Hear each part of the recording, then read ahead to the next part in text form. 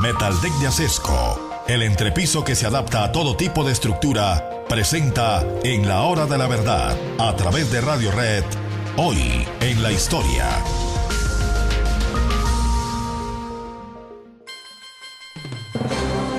Carlos I de Inglaterra era un personaje muy especial. Lo remito porque me han pedido que hable de ciertas fuentes que utilizo en ciertos temas. Esta es la historia de Inglaterra de André Morvat, Histoire d'Angleterre. No sé que tenga versión en español, la debe tener, Historia de Inglaterra. André Morvat escribió una trilogía fantástica con la historia de Francia, la historia de los Estados Unidos y la historia de Inglaterra. Bueno, pero vamos al caso.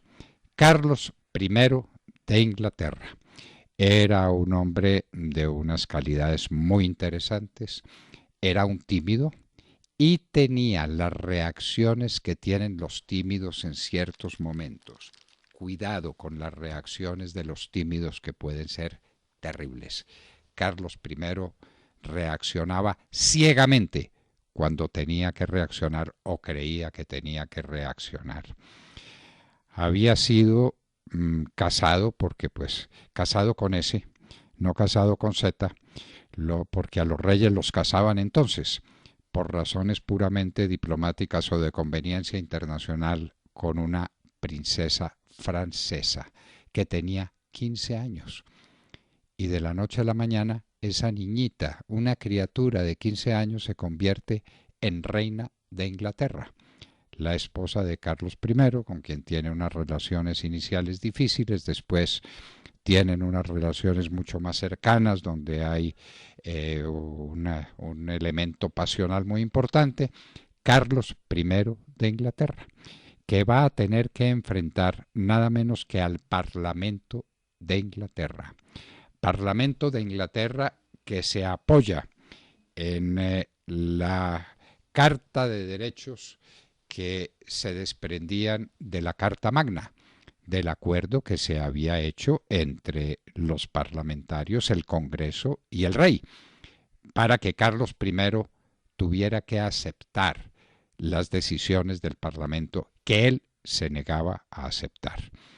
Y entonces, ¿qué hace Carlos I? Carlos I cierra el Congreso en el año de 1629. Es una medida extrema, ya había habido antecedentes. El rey tenía la facultad de convocar al Congreso o declarar cerradas sus sesiones y resolvió cerrarlo, pero ya no por cualquier tiempo. Casi 11 años el rey gobernó solo, por eso se habla de la tiranía de Carlos I.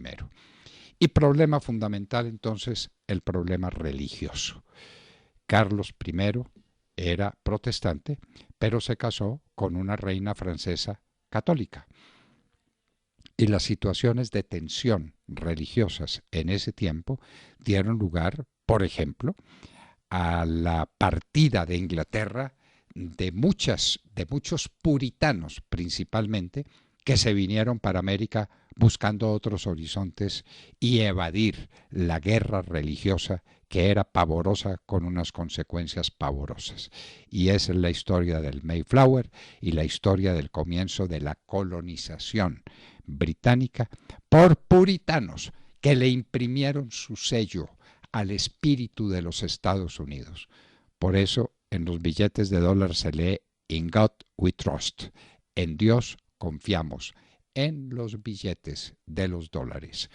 Una sociedad profundamente religiosa que proviene de esos puritanos que escaparon de la tiranía de Carlos I, de las guerras civiles que se desencadenaban entonces. Carlos I gobierna 11 años, como le parece, sin el Parlamento. El Parlamento critica, el Parlamento protesta, el Parlamento exige que se le respeten sus derechos, el rey se mantiene. Es la época de lo que algunos llaman la dictadura de Carlos I. Eso tendría un final trágico, que no es el tema de esta historia que estamos contando, porque estamos contando el cierre del Parlamento, el triunfo de Carlos I, la dictadura de Carlos I durante más de 10 años, a partir de 1629. Carlos I termina siendo derrotado, viene una verdadera guerra civil y le cortan la cabeza en la Torre de Londres, a donde él había mandado a muchos parlamentarios, los más grandes oradores, los más grandes parlamentarios de aquella época de Inglaterra, fueron llevados como prisioneros a la Torre de Londres por Carlos I de Inglaterra, quien en un día como hoy, en el año de 1629, cerró por más de 10 años el Parlamento británico, que ahí estaba la cuna real de todos los parlamentos modernos. Roma había tenido su Senado, pero era un Senado de características especiales. Estos parlamentos de origen popular pueden tener un origen, y si uno tiene que señalar origen, tiene que remontarse a la Inglaterra de 1620 y tantos, que en 1629 queda cerrado por Carlos I de Inglaterra en un día como hoy, 10 de marzo de 1629.